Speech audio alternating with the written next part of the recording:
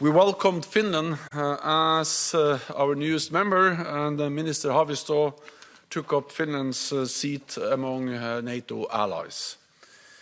Allies also agree that Sweden should become an ally as quickly as possible. We addressed many important topics over the past 2 years, including how to strengthen our political and practical support for Ukraine. We met yesterday in the NATO-Ukraine Commission with Foreign Minister Kuleba. We agree that our continued military support for Ukraine is essential.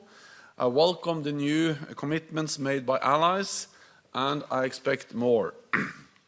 We also addressed our longer-term support. We do not know when this war will end, but when it does, we must ensure that President Putin cannot continue to chip away at European security. So we must enable Ukraine to deter and defend against future aggression. This includes strengthening Ukraine's armed forces and arrangements for Ukraine's security. We agreed to start work on developing a strategic multi-year assistance program for Ukraine, a clear demonstration that our support will continue for the long haul, to increase Ukraine's interoperability with NATO and to bring it up to NATO standards. This will assist Ukraine on its path to Euro-Atlantic integration, because Ukraine's future is in the Euro-Atlantic family. NATO allies are committed to giving Ukraine what it needs to prevail as a sovereign, independent nation in Europe and to achieve a just and durable peace. At the same time, we will continue to support our partners facing pressure from Russia, including Moldova, Georgia, and Bosnia-Herzegovina. We also discussed the threats and challenges in the Middle East and North Africa, including instability, terrorism, and the growing activities of Russia and China. We will continue to work closely with our partners, including Mauritania and Tunisia, to help them build up their defense institutions and stabilize their countries. To keep our people safe in a more dangerous world, it is essential that we invest more in our defense. So today, ministers also addressed progress on defense spending. At the Vilnius summit, I expect allies to agree an ambitious, a new defense investment pledge with 2% of GDP as a floor, not the ceiling. For our final session, NATO's Asia-Pacific partners, Australia, Japan, New Zealand and the Republic of Korea, joined us, together with the European Union. We discussed the global consequences of Russia's war against Ukraine. This war is not only an attack on Ukraine, but on the international rules-based order that preserves peace and stability. If President Putin wins in Ukraine, it will send a dangerous message to authoritarian leaders around the world that they can achieve their goals through brute force. So our support to Ukraine remains critical, and it is in our shared security interest. We also discussed China's growing alignment with Russia. China refuses to condemn Russia's aggression, it echoes Russian propaganda, and it props up Russia's economy. China and Russia are also stepping up their joint military activities in the Indo-Pacific region. Allies have been clear that any provision of lethal aid by China to Russia would be a historic mistake with profound implications. At a time when Beijing and Moscow are pushing back against the rules-based international order, it is even more important that we continue to stand together as NATO allies and with like-minded partners. And with that, I'm ready to take your questions. We'll start with the BBC in the third row.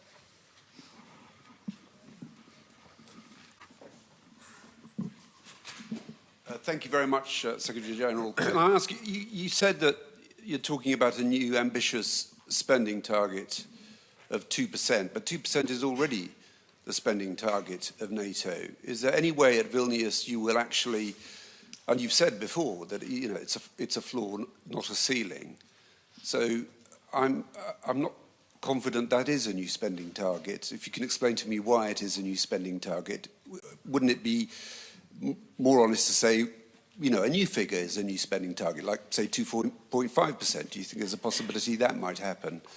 And then you clearly issued a warning to China about providing lethal aid to Russia.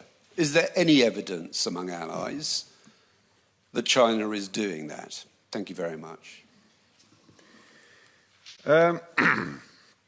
First on 2%, you're right that when NATO leaders met in 2014 in the United Kingdom in Wales, we agreed a defence investment pledge where we also used 2% as GDP as the guideline.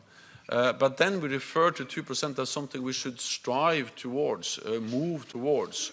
So it has been interpreted by many allies as something that is more like a ceiling, something we should move towards, which is actually the language we use in that statement or in that pledge agreed in 2014. Since then, actually, allies have come a long way, because since then, all allies have increased defense spending, and this is significant because until 2014, the majority of NATO allies across Europe and Canada actually were reducing defense spending every year. So what we managed with the pledge we made in 2014 was to turn the corner, not going down anymore, but actually start to go up. And all allies have increased the defense spending. More allies meet the 2% guideline or are spending or are at 2% or above. But many allies are still below. And some of them also then refer to, well, this is something we should strive towards, not a kind of requirement. So that's what I'm mean. That's my message when I speak about the stronger commitment, is to have much stronger language, that this is not some kind of ambitious goal in the distant future that we should strive towards. It is something that we should be strongly committed to, and as a 2% as a minimum, not as a ceiling.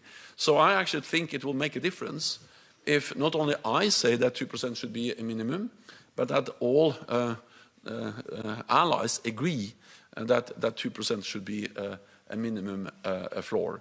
The most important thing is, of course, what allies do, and I'm quite encouraged because I also now see that several of those allies who have been not able to reach 2%, like Germany, like the Netherlands and others, Denmark and many others, they are now very committed to increasing defense spending and to reach 2% also soon.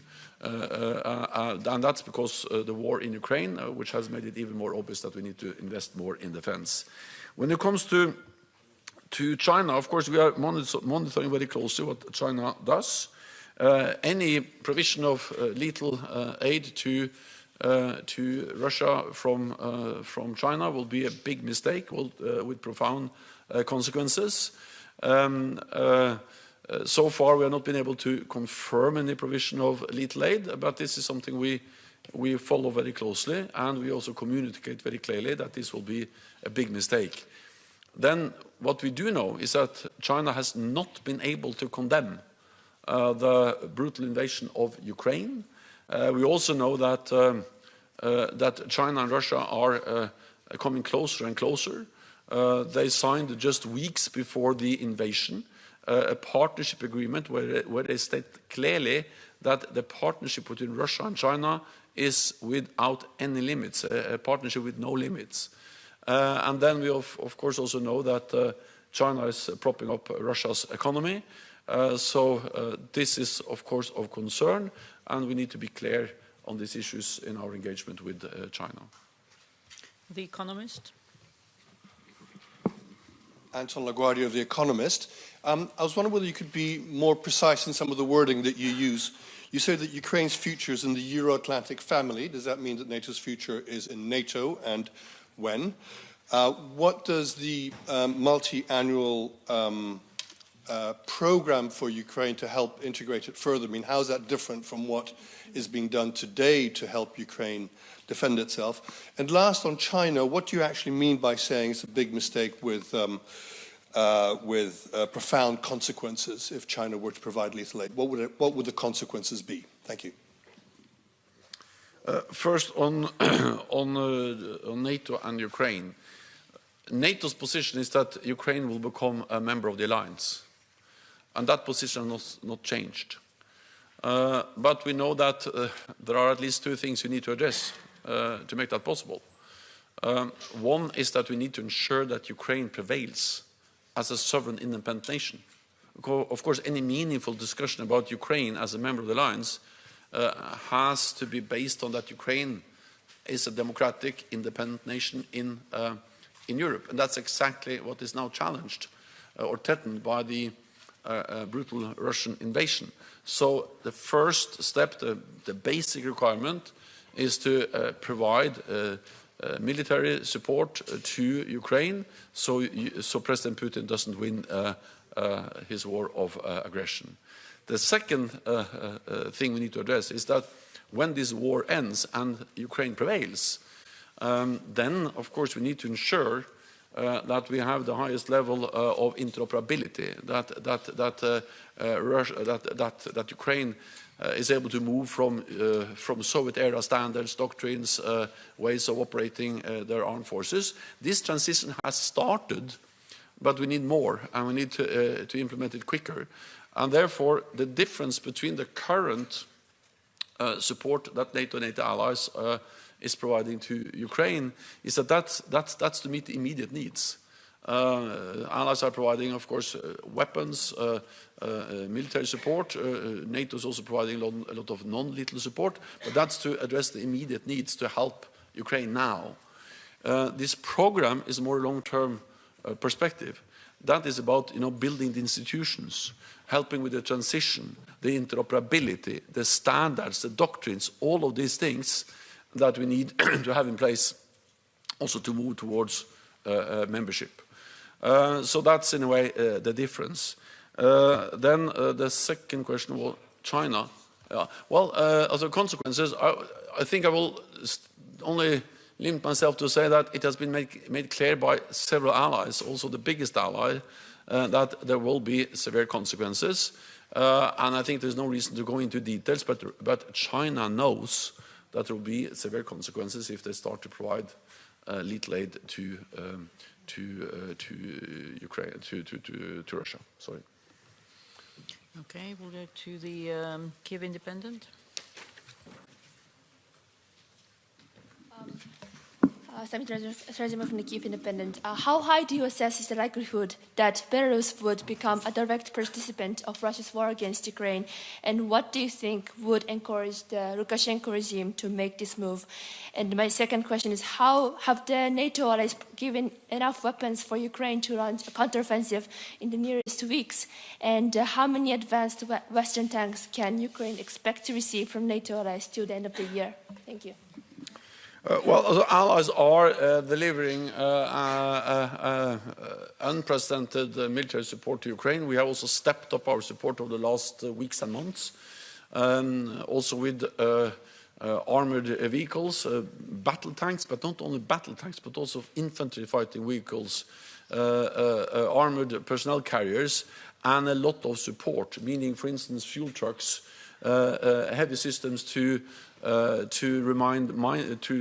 minefields and to enable the Ukrainians to cross all the defense barriers that the Russians have built up over the last months. So this is not only about the battle tanks, but all the support they need to be able to function and to operate as they should, not only for a few days, but for weeks. And therefore, this is also about sustainment, meaning providing the fuel, the ammunition, the spare parts, the maintenance capacity that need to follow and support these efforts. In totality, there is a high number. I don't have the number in my head now, but in total, there's a high number of battle tanks. Some of them are older battle tanks. Some of them are Soviet-era battle tanks, but many of them are also now modern NATO standard battle tanks. The UK has delivered Challenger. Many NATO allies have delivered Leopard 2. and then the US is also now in the process of delivering Abrams. This comes on top of the, for instance, the Marders, which is infantry fighting vehicles, the Bradleys, which is US infantry fighting vehicles, and it is this totality that provides the Ukrainians with the capabilities they need to retake land, to further push back the Russian forces. It is for the Ukrainians to make the operational decisions on exactly how and when. Our responsibility is to help them. On Belarus, well, Belarus has been and continues to be a platform which Russia uses in its aggressive actions against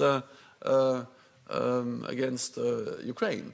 They launched part of the invasion from Belarus, and they have launched several airstrikes from Belarus. Our message to Belarus is, of course, that they should not be directly involved, and we will just continue to provide Ukraine with the support they need to fight against aggression and to win this war. Okay, Sedef. Thanks. Secretary General, I have a more general question on China. As the view on China changed, are you ready to change, or is NATO ready to change the strategic concept towards China? No. The reality is that the strategic concept we agreed in Madrid reflects NATO's, what should I say, a new recognition of what China means for our security. Because I think we need to realize that NATO has come a long way when it comes to China. In the strategic concept we had until last summer, China was not mentioned with a single word. Then, in the strategic concept we agreed in Madrid in June last year, we made important decisions. We don't regard China as an adversary, but we state clearly in the strategic concept that China's assertive behavior poses a challenge to our interests, our values, to our security. And this is reflected in the fact that China is investing heavily in new modern capabilities, including long-range nuclear missiles. They are cracking down on democratic rights in their own country, in Hong Kong, prosecuting minorities, using social media, the internet to have surveillance of the population in a way we haven't seen at that scale any time before. The assertive behavior in the South China Sea is a challenge for the countries in the region, but also a challenge to international trade. The threats against Taiwan, and then, of course, the fact that China is coming closer to us. We see them in cyberspace. We see them trying to control critical infrastructure, and all of this. And also then, of course, that they are now working more and more closely with Russia. We see Russian-Chinese joint naval patrols, air patrols. We saw a big military exercise outside the coast of Africa. And all of this together has actually made it necessary for us to update and to develop our policies on China. That is reflected in the new strategic concept. It is also reflected in the fact that we are now significantly strengthening our partnership with our Indo-Pacific partners, with Australia, with New Zealand, Japan, South Korea. They participated in the meeting today. For the first time ever, we invited the heads of state and government to participate in our summit last summer. And I invited the heads of state and government from Japan, New Zealand, South Korea, and Australia, also to attend our summit next summer, or this summer also in Vilnius. So put together, this is a huge effort. And let me just add, what we do on resilience, on technology, is also a way to respond to the challenges that China poses to our security. Okay, Jon Happ. Lady here. Yeah. No, thanks. Binna Chung from Yonhap News Agency, South Korea. Secretary General, you have urged Korea to increase its military support to Ukraine when you visited Korea last January, and saying that some countries have changed their policy to send weapons directly to Ukraine after the war. And did you raise this among today's discussion as well? And I would like what was Korea's response if you had. And regarding, if I may ask another one, regarding the NATO's non-lethal assistance package, which Japan has recently pledged, did the Vice Minister of Korea express his intention for a contribution as well today? Thanks. First of all, I think it's for Korea to provide exact answers on their positions and what they do. What I can say is that it was a big issue when I visited Korea in January, and I've also raised it again, and I welcome the fact that South Korea has made it clear that they are ramping up production. And we need to understand that it helps that South Korea is ramping up production and delivering also to NATO allies, because then we can replenish our own stocks. And South Korea is a big producer of ammunition. And the fact that they are now delivering more and producing more to replenish the stocks of NATO allies enable us to continue to deliver to Ukraine. So I will, I will not go into the issue of exactly how or to whom South Korea should deliver. My main message is that by providing more aid to, or not aid, but also supplies of ammunition to NATO allies, they enable us to continue to support Ukraine, and I welcome the announcements made from South Korea on that. Okay. Rai? Thank you. My question is about migrants. Did you talk with Italian Foreign Minister Tajani about this problem? What can NATO do in that part of the Mediterranean? Thank you so much. Well, in the meeting we had today, the issue of migration was a part of the discussion, especially when we addressed the challenges emanating from the Middle East and North Africa. And of course what NATO does, and this is also something I've discussed with the Italian Foreign Minister, with the Italian Prime Minister several times, is that we are helping to support the efforts of individual allies, but also of the European Union. We have a NATO naval presence in the Aegean Sea to help to implement the agreement between Turkey and the EU on illegal migration. We are working with partners in the Middle East and North Africa. We have our presence, our training mission in Iraq to try to address the root causes. A stable Iraq, a stable Middle East is of course important also to address the root causes of the migrant challenges that Europe is facing. And we are also stepping up our cooperation and support to countries like Tunisia and Mauritania. And then, of course, we are exchanging information. We are helping each other as NATO allies. But the migrant and refugee issue is, of course, something that has to be addressed with many different tools. Many of them are outside the NATO mandate, but some of them are, and we are working with countries, Iraq, Mauritania, and others, to help to address the root causes. Okay, Bloomberg. Natalia Drozdjak from Bloomberg. Thank you for the question. I'm wondering whether NATO still believes that China holds sway over Russia with regards to the war in Ukraine, especially after Russia announced plans to station nuclear weapons in Belarus days after it had signed a declaration with China saying countries shouldn't station weapons abroad. Thank you. So what we know is that Russia is more and more dependent on China. Trade with China has become even more important for Russia, not least because of the economic sanctions and the consequences of the war in Ukraine. I also believe that the announcement that they will deploy tactical weapons, nuclear weapons, to to Belarus just after they signed an agreement stating the opposite just shows that these are empty promises, and what we need to watch closely is actually what Russia is doing, and that's exactly what NATO allies are monitoring closely.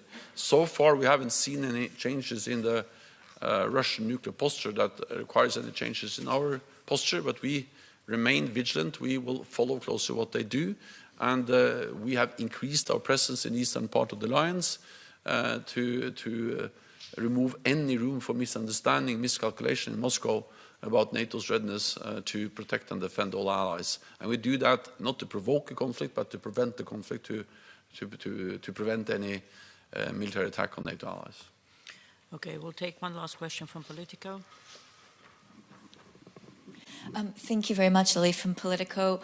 Secretary General, did ministers discuss the arrest and continued detention of Wall Street Journal reporter Evan Gershkovich, and did they discuss any concrete steps or actions that they can take to help secure his immediate release? Thank you. My message is that the Wall Street Journal journalists should be released, and this is about freedom of the press and the importance of journalists to be able to operate and to ask difficult questions and to do their work. And many other allies have expressed exactly the same call on Russia. Thank you very much, colleagues. This concludes this press conference. Thank you. Thank you.